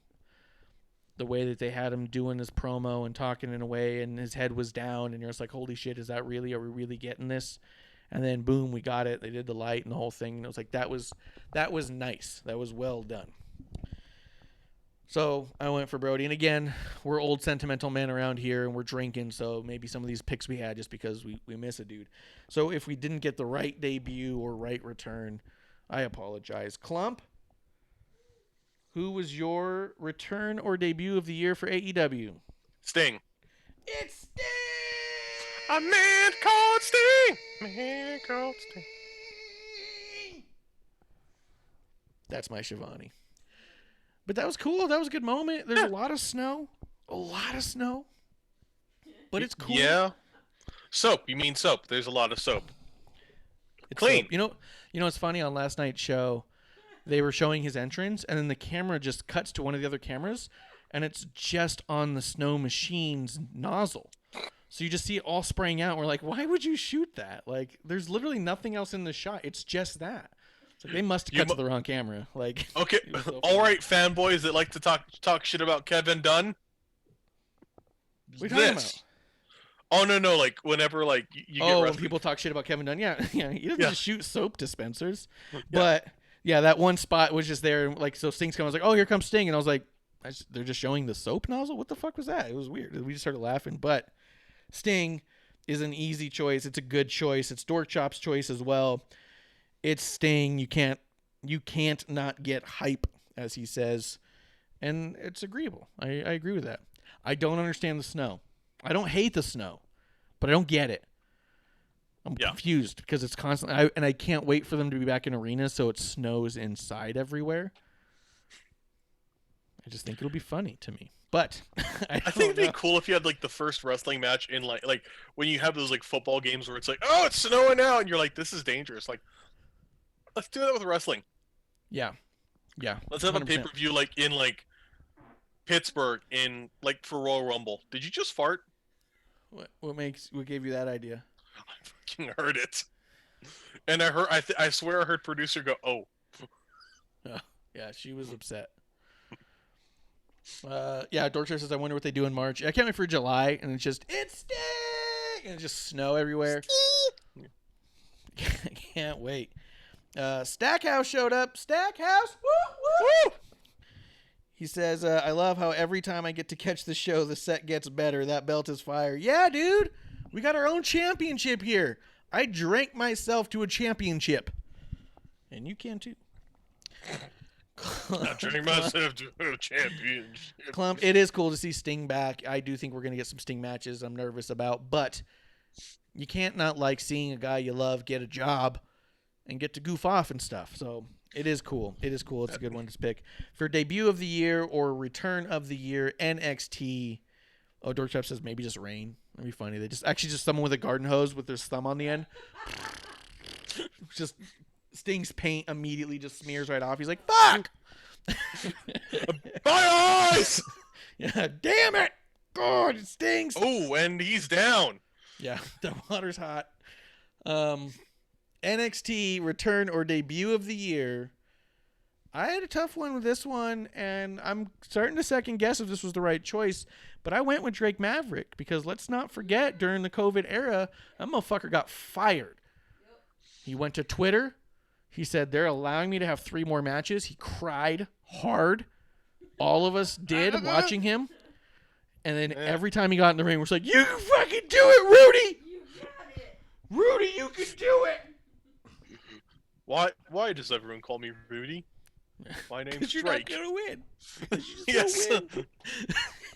And look where he is now. And then Stackhouse does say in the chat, my heart can't take a Sting match. I'll be scared every time he moves. I think I'm only going to watch Sting matches after they're over and I can ask how it went. I don't know if I can handle a live Sting match either. Clump for the Kevlar Kevy Award, Return of the Year. He put Ember Moon. He was very excited to see her come back. Clump, what was your Return of the Year or debut of the year for NXT? I have Finn Balor and Ember Moon, and I kind of hold them both there equally. Because while Ember is new, it's the Ember Moon I miss. So I'm like excited. Yeah. Finn, you can't not say this year has been anything less than amazing for him. Yeah, but he wasn't out this year. He went to NXT last year. Ember Moon it is. You picked Ember Moon! To the moon! Yeah. I thought it was this year. I thought he had a match with The Fiend as The Fiend and lost, and then with NXT, and I thought that was this year. Yeah, but that was SummerSlam last year. Ember Moon it is. Ember Moon has had a fantastic year. They are my Return of the Year. To the moon! Now, once Balor has a match after his jaw's broken, that'll be a return. But that's not going to be till next week. So next year you can put Balor again. You can get him 3 years in a row. Hell yeah. Another return. Balor cool. always. Yeah, Ember Moon was cool. Ember Moon was a good one. I want 2021 to be her year, because I'll be honest, I've not been impressed booking wise and story wise of where we're at with Ember right now. I want more out of Ember. So let's do this. Guys, tag team of the year. The Marshy Award was McAfee's debut technically this year. Stackhouse asks. Yeah, I think it would be. Even his return for the War Games thing, I think McAfee's a good one. I also was thinking that Pete Dunne could be, a great return, especially because we didn't know that international travel could happen at that point. Toni Storm as well. Her return I thought was big. NXT was a little tough with that. So, I don't know. And none of those would I discredit anyone for saying. Anyone who says any of those, I'm just like, yep, that can definitely win it. And the next person says the other one, goes, that one too. Give it to that one as well. This is the one I'd give out like a dozen. But Clump, the AEW Tag Team of the Year, for me, the Marshy, goes to FTR. They were your tag team champions for a long time, and to me, they put some of the best tag team matches that most of the tag teams they went up against had ever had. In my eyes, so my personal view and bias for what I enjoy in a wrestling match, so I can appreciate those who disagree as well. For Kev, the Kevy went to Lucha Bros. He said they've really grown on me this year, which is good. All good. Clump, what is your tag team of the year for AEW? For me, AEW. Yeah. FTR. I mean, I close to same page in Omega, but FTR, because at every point FTR has just raised the bar. They made the Young Bucks, which I have not heard you say a lot of great things about Young Buck matches. They've made Young Bucks matches. Yeah, 100%. I think that they single-handedly, I guess it's a tag team, so double-handedly. They double-handedly, with Tully, triple-handedly. They triple-handedly elevated most of that AEW tag team roster and the just the status of it in general. Because AEW has been going around for a long time saying we have the best tag team roster of all time. But none of their tag team matches were being ultimately that impressive. They had good talent with the matches really not being hugely talked about, except for the ones that were going to be talked about before the match even started. Like Hangman and Omega and the Young Bucks, the Young Bucks and the Lucha Bros were all matches that before it even started were getting their 5-star reviews. You know what I mean? Oh, well, this is just what they do. And those matches weren't for everyone, and that's also fine. They don't have to be. But I felt like FTR proved that a lot of these teams that we hadn't seen do it otherwise put on good wrestling matches, and that was, to me, fantastic and elevated the division. Let's see what's happening in the chat real quick. Fabtina says tag is FTR for me. Dorkchop says Butcher and a Blade, and I was wondering if someone was going to say Butcher and Blade because I thought they did pretty good this year. He said from where they started to where they are now, largely thanks to Eddie, has been wild. They are always dancing around some sort of top talent now, it seems like, and I agree with that. Amanda says Evilisa and Diamante. I think she's fucking with me. But Butcher and Blade, I thought they did a really good job. I think Butcher's new pants is an interesting touch. But yeah, I do think that Butcher and Blade might be a talent that really breaks through next year. But I saw that they were floating around. I agree with you. They were doing good stuff, for sure. Clump, sorry I went on all of that. No, you're good. Let's see, the tag team of the year, AEW, Kevy, it was Lucha Bros, you said FTR. Let's move it along. NXT, tag team of the year. I had a tough one with this one because I think Birch and Oni has been fucking fantastic. I thought that oh man, what's the other tag team I was just thinking of? I don't know. There was a couple other tag teams that I thought were doing a really good job. Imperium, Grizzled Young Vets, all of them really blew me away. But for me, I just went with a little more lighthearted on this one. I went with Drake and Killian. Them as a tag team has really been cracking me up. It's probably not everyone's thing. I complained a week or two ago about the Drake and Killian match, even that Drake came off looking way too helpless for my taste. But I like this pairing. I like it. It's corny. It's probably a little hokey. It's a little bit of the two stupid dogs and a little bit of the unwilling tag teams, and for me, it's just working. I'm just enjoying it. Kev gave his Kevy to Riddle and Dunn. So that would be the Broserweights. Clump, your NXT Clumpy Tag Team of the Year goes to NXT Tag Team of the Year for me, that has to be Oni and Birch. I mean, they're solid. I almost went with Drake and Killian. I almost went with Broserweights, but I was like, I don't know how far back that goes, you know? I mean, it definitely broke up because of COVID, so it does go back to there. And it was one of those tag teams that was like, never got the start that it deserved. I mean, it's got the start, but didn't get where it could go because of COVID.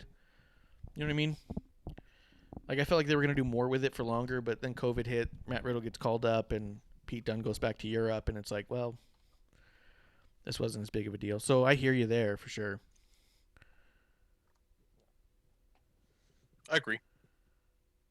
I'm sorry, Clump, did I? No, step all you're over good. you? You're good. Let's go. Yeah. Are you all right? Yeah, no, we're good. We're good. How's your tummy? Yeah. Let's keep going.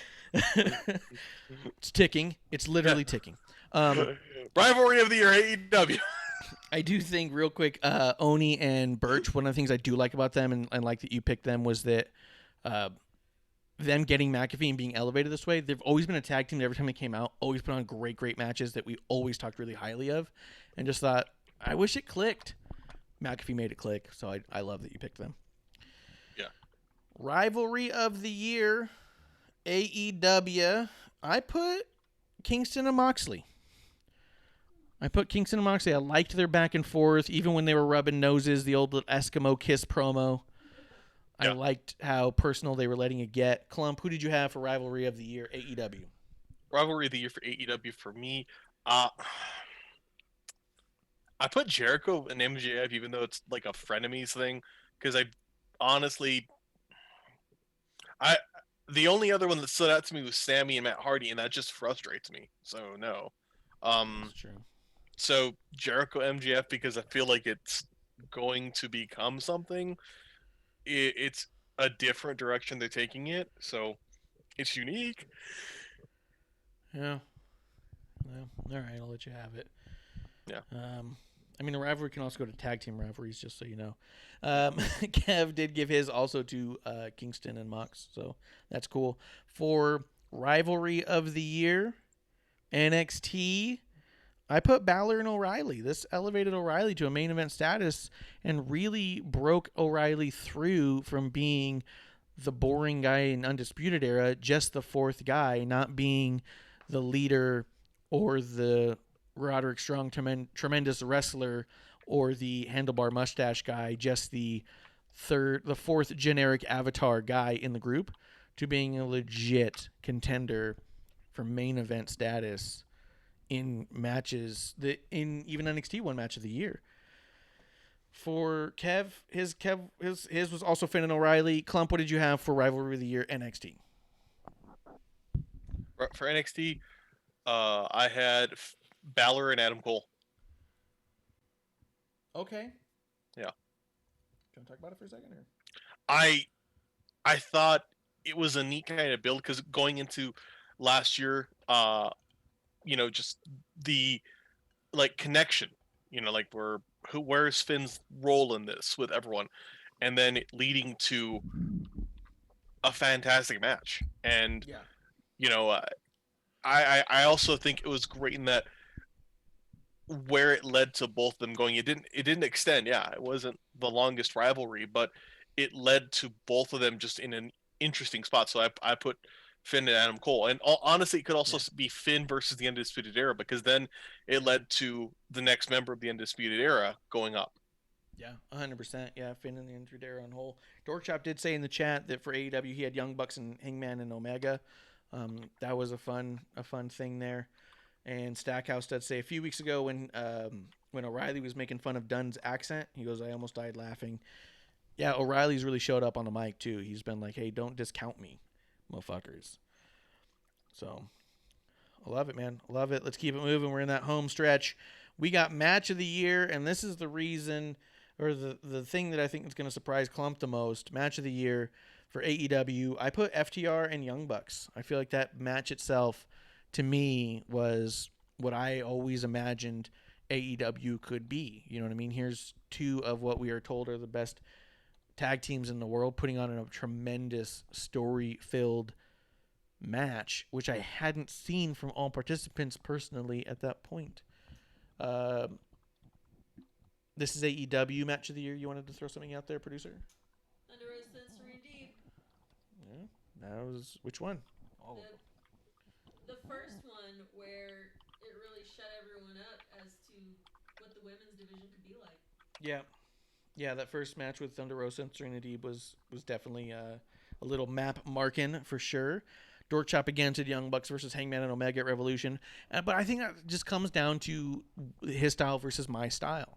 I preferred the FTR match because it was such a classic wrestling match. Yeah. He preferred Hangman and Omega and Young Bucks because it was such a classic Young Bucks style match. Mm-hmm. I like to see them stepped away from that style where he likes them because of their style. So I think they're both great answers. Personally, Clump, match of the year, AEW. Match of the year for me for AEW, honestly, King and Cody. Had to be. Yeah, for the TNT title. Yeah, that was definitely a big one.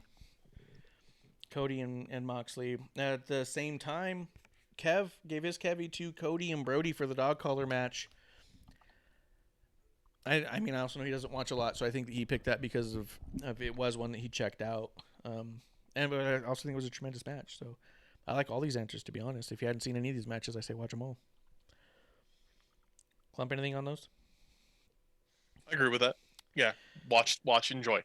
Yep. Match of the year, NXT. For this one, Kev gave his Kevy to Thatcher and Riddle. Oh, the pit. That pit fight was fucking bomb, dude. That was such a good match. For me, NXT, I went with Walter versus Ilya Dragunov. I didn't know we were doing NXT UK. It doesn't have to not be NXT UK. Okay, Walter versus Ilya is mine too then. Okay, but what was the other one that you picked? The other one that I had was the Women's War Games match. Yes, that's awesome. Yes, that was fantastic. It was the best train wreck I've ever seen. Or Thatcher versus Ciampa. Mm-hmm. That was just like, this is fierce and scary. Yeah, and then the fact that, did you see that the New Year's Evil, we're getting Ciampa versus Thatcher again, but this time in the pit? So that's going to be fucking murder. I think that's one where you should put Dexter Lumis ringside, but not because he's like scouting it, but because he's like way too into it. You're just like, oh. And I did want to throw out Walter and Ilya Dragunov because I knew that we didn't talk about using it, and I wanted to make sure it wasn't something that was neglected. I think also it was tremendous. This match was also brought up in the NXT Year-End Awards. I also think it was a bit of a bummer that didn't win it, but I do agree that to me the two best matches of the year was that match and then O'Reilly Balor at 30. Those are two matches that I've told people who I know only sort of watch wrestling from time to time to check out those matches, and they've come back and been like, oh my God, is wrestling just like this now? And I was like, nope, it is not. Do not continue to watch everything. I will alert you when there's something new to watch for you. So, yeah, I think Women's War Games is an awesome one, too. Clump,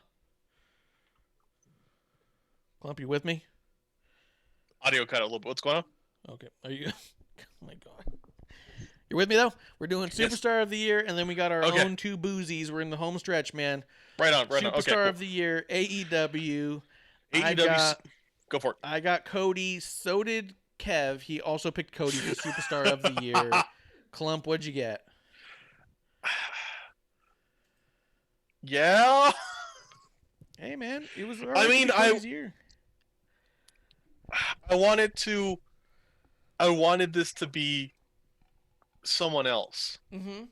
I wanted this to be Kenny or Hangman or Mox. Yeah. I wanted it to be Darby. Yeah, everyone. Oh fuck no. Every one of them has done something where I'm like, really? Okay, like we didn't need to do that. So Yep. it's just made me kind of tired of it. Whereas I've not really hated anything Cody's done. Yeah. I've liked a lot of what he's done. I've loved a fair amount. He's really like stood out, but I'm like, yeah, Yeah. I agree 100%. That's why I picked it too. I actually held up the roster when I was putting this list together. And when it came to Superstar of the Year, I just kept going over and over and over. And I was like, seriously? They have to be Cody? Like, I really wanted it to be someone else. But like you said, everybody has something that they did this year that made me just go, what the fuck was that about? Except for Cody. He's the one person where you go, okay. Like I said, I wish he didn't have as competitive of matches. I felt like it was a disservice to the people he had matches with later that could have been star-making matches. But it wasn't because they were bad matches. You know what I mean? They were all great. They just were all equally great, and that, to me, was devaluing. So it's a weird thing to say, I know, but it's what I said. Clump, NXT Superstar of the Year. I put Kyle O'Reilly. Kevlar put Finn Balor. I think we've been over and over why either one of us would have picked them. Clump, who was your NXT Superstar of the Year? Kyle O'Reilly. O'Reilly. Man, it was his fucking year, dude, and I hope that next year's even bigger for him. O'Reilly. I love O'Reilly this year, man. Even just that slight change. Wrestling's funny because in wrestling, if someone grows a beard, you go, oh, watch this guy. Something's happening. Something's different. Kyle O'Reilly's got a beard, guys. Watch out. Something's changing. And then he comes out and becomes the biggest star of the year. Yeah. All while looking like he's smuggling a bird in his mouth. Yes. Mm-hmm. But you don't know what he's going to use that bird for. He might fuck you up. Yeah. Ah. Clump. The This Is Why I Drink award is the original Boozie. These have all been based off Slammies, but the Boozie awards, the two that we have that are exclusive to us as we finalize this year's Boozie Awards year end and ring in the new year. They are the This Is Why I Drink award on why we drink away certain things every week because we wish it didn't happen again next week, but it always does. And the Cheers to Ya award, which is an outpouring of love of you may not have won one of the other Boozies, but everything you do makes me smile. Clump, we're going to start with the This Is Why I Drink award, finish up with the Cheers to Ya. We like to leave on a high note when we can. Kev gave his Kevy to Charlotte winning the Royal Rumble and then deciding to go to NXT. That is why he drinks. That made him so furious, as he said over and over again. It made the Rumble seem so pointless to him. Yes, 100%. And a throwaway. Yeah, I don't disagree one bit. I do not disagree one bit. So that does mean because of my mistake, we're starting with NXT. Totally cool. So for me, the This Is Why I Drink award for NXT goes to Gargano.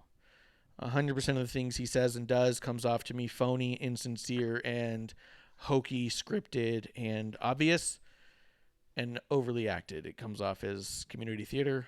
I'm not a fan. So I drink it away. Theater? Acting? Clump? This is why you Robert drink. Stone. Yeah. Oh! Robert Stone. Yes. Yeah.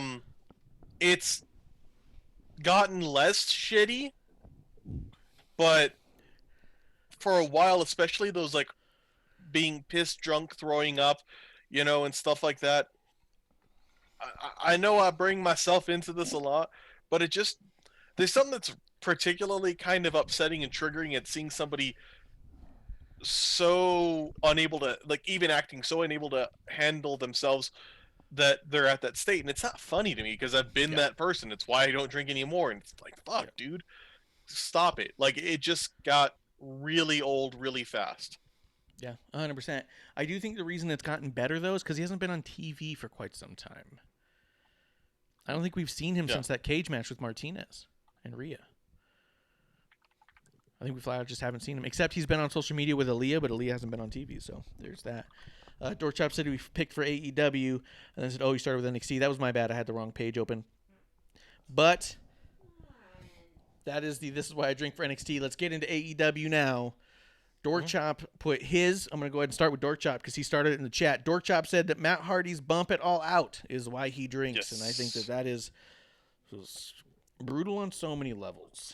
The AEW, This Is Why I Drink. that Kevlar put. Oh, he wrote a thing. He put the fucking injuries that they don't acknowledge during and post match, whether it's the referees or the backstage personnel. They need to step up their game. This needs to stop. Yeah, the fact that they not only do they have injuries that are obvious, but they try to cover it up in really shitty ways. It really feels like someone stepping in poop and walking through the house and then saying it definitely wasn't them, but it leads to their room because it's a kid. But it wasn't me. It wasn't me. Well, the bottom of your shoe has poop on it. I don't know how I got there. Well, I didn't say you put it there. That's what it feels like every time they have a serious injury there, which I think does play into Dorchop's Matt Hardy bump. But he's saying overall the way they're handling injuries is frustrating from his standpoint. Clump, why do you drink for AEW? I drink for AEW, and I have a tie here, but I'll go with if you don't mention, I'll go with the second one. I'm going to go with Tony Khan. Yeah. And the reason to go with Tony Khan, it kind of builds off of what Kevin said. I feel like he's too invested in being a character, and then at the same time is also invested in trying to look the part of somebody who's a successful, competent leader. And you can't play both ways. Yeah. Because the times he seems to be like, it comes off as a fanboy overall that isn't prepared. Mm-hmm. When a talent gets hurt and they're in the ring and they're prone and nobody's responding to it, and he literally is being drug out by the people who are opposed to him. When talent falls and gets a concussion that looks so severe that he probably should have been put in an ambulance immediately by the look of it. Yeah. And we see this bumbling bullshit, and then the match continue. When we have CEO make himself a cameo in another promotion or in random backstage appearances, or get defensive when he gets criticism, or shit, talk about fights that occurred between talent. I think for a new promotion, you really need to work on defining the structure of leadership within a company and have somebody effectively who sits at the top and owns things and can say, yeah, we fucked that up, because that's what we've needed so much. Yeah. We've needed someone, him, to stand up and say, yeah, we shouldn't have done that, because there's a lot of things that come back and they're like, well, and you can tell them that they're trying to walk it back, and you're like, you know what would make this easier? If somebody said, hey, we're not going to do this. I'm not opposed to you guys letting talent create narratives and stories and have such a voice in their characters. Yeah. I support that. However, I'm opposed to what seems like a very lax process in maintaining a storyline, backing it up, or advocating for safety. Yeah. And I don't think he has the ability to, if somebody got truly hurt, if we had a really bad scandal, because they've kind of at this point shied away in these weird ways, or haven't caught the attention that they will in the future. Yeah. And I wonder, when that happens, what will he be? And right now, I don't see it going well, because, I'm still surprised that, we talked about the Sammy and the Sammy situation when he came back the way he came back. I truly felt that could have been something that could have been reported on, and, like, why is he back? Why is it like this? Why did you do this? And just ask questions. And I don't see him being able to answer that in a way that sounds valid. Like yeah, it does come off a lot like the same lack of transparency and owning up to things that we're used to, and the one thing we wanted to be not the status quo. I do agree, though. I do think that the difficult situations become easier the more you own up to a mistake, but I do think that the fear of liability and legal consequence is imminent, and that's why we probably see the way we see it. But I agree that he comes off so so skittish all the time that if something gets way too big and way too public and he has to get in front of the camera and talk, he's going to come off like a sweaty liar, and it's not going to be good even if he's telling the truth. And that's also a fear of mine that, is he the guy that you want in front of the cameras saying, oh, this is why we did the things that we did? So I agree with that. I think that he comes off a little bit nervous. For me, the This Is Why I Drink award went to Jericho. Literally everything he says and does. Yeah, that was my second. Yeah, I had a feeling. Everything he says and does makes me drink, turn down the volume, or otherwise just walk out of the room at this point. I think that I haven't seen anything from him that I thought was even digestible in almost an entire year at this point. Yeah. Go ahead. And I agree with that. I think Jerichovid, Dorkchop calls him. I mean, yeah. It makes me wonder what is the difference here, and I don't know. I think I almost feel like maybe he needs more NBA Twitter time to calm his ass down. Someone needs to humble him like the Sheik. Yeah. I agree. But again, like I said, we want to leave it on a high note. We don't want to be here all night. We got parties to hit, fellas. And right now it's 10:30 on the East Coast. And if you're hanging out with us live, we could not be happier that you chose to have a drink with us, your drinking buddies, and have a little bit of a wrestle fest, as it were, to ring out the new year. Dork Chop, we love that you're here. We're going to give out the Cheers to You awards right now. For me, I'm starting with AEW. I'm going to read mine. I'm going to read Kev's, and then Clump, we're going to end it on yours and then hit it up NXT. Is that okay? Yeah. Or do you want to do NXT before AEW? Let's go your way. I feel like I have nicer things to say about AEW. Isn't that weird? Let's do NXT. I'm doing NXT. Audible. Pulling an audible. Starting with NXT.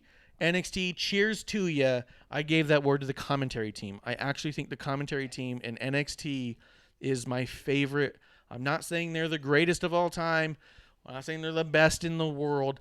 To me, they're my personal favorite in any wrestling program right now. The chemistry between Barrett and Vic and Beth. Wade Barrett is what he goes by in WWE. Wow. Producer's coming at me hot because I said Barrett, not Bennett. She's like, it's Stu Bennett, you stupid sack of shit. She yelled. You brought that on yourself. I did. I let her watch NWA, and now she's a pro. But I think that the chemistry between Beth, Vic, and Barrett is, to me, phenomenal. I think that Vic Joseph is such an underrated anchorman. The way he casually passes it from Beth to Wade and back, the way he's able to say, Beth, what do you think about this? I was noticing this thing, and then she picks up because she's not there. She's remote. How do you work commentary with someone who you can't see? It's not even like us where I have a camera pointing at you and I can see it through there. I know it's a little difficult right now, but still. She's just in his ear, and he's got to pass it to her. He's got to tell Barrett to stop what he's saying so he can get back to Beth and back and forth. And he does it so seamlessly, people don't even notice. It's just so good. So I wanted to make sure that they got a little bit of a cheers to you. So cheers to the commentary team. Clump, I'm going to hit. I'll hit up Kev's, and then we're going to you. Boom. Cool. Carrying Cross and his absolute steam and all the momentum he gained just to be sidelined with an injury. Cheers to you. Can't wait to see you in 2021. He's giving an old cheers to Karrion Kross, saying, we're sorry we missed you this year, but we hope to see you on the next one. Clump, what was your cheers to you for NXT? My cheers to you for NXT was the Undisputed Era. For a long time, I thought the Undisputed Era was a tool to build up Adam Cole. I was waiting for it to split. I was waiting for somebody to get knocked out. I felt like it became a space to give Roderick Strong a bit of personality. But, as it's evolved this year, as it's become a face faction, as they've done just weird different things, I fucking love it. And then, also as they're getting, they've never not had a spot at the top, but a spot at the top as faces, which is really interesting to have Bobby Fish go out with an injury that I hope he comes back, but he's, in a later part of his career, possibly just with his age. So cheers to the Undisputed Era for making this a really interesting year and making me like you guys finally. Yeah, and making it work. I do think we might be getting to a point where Bobby Fish, just to keep Undisputed Era together, might become a bit of a corner man for Kyle O'Reilly, while Adam Cole and Roderick Strong tag team for a little bit, which I think is fascinating because imagine seeing Adam Cole as a tag team guy a year ago. So, yeah, I agree with you there. Yeah. I am going to go to Chop, but Chop, I do want to let you know I'm going to you after we get ours out because I think yours is a great thing to end the show with as you are the mod. So, Clump, let's hit up AEW Cheers to Ya awards. Mine and Kev's are a little bit the same but different. Mine was just flat out Cheers to Ya for paying tribute to Brody Lee the best way you knew how.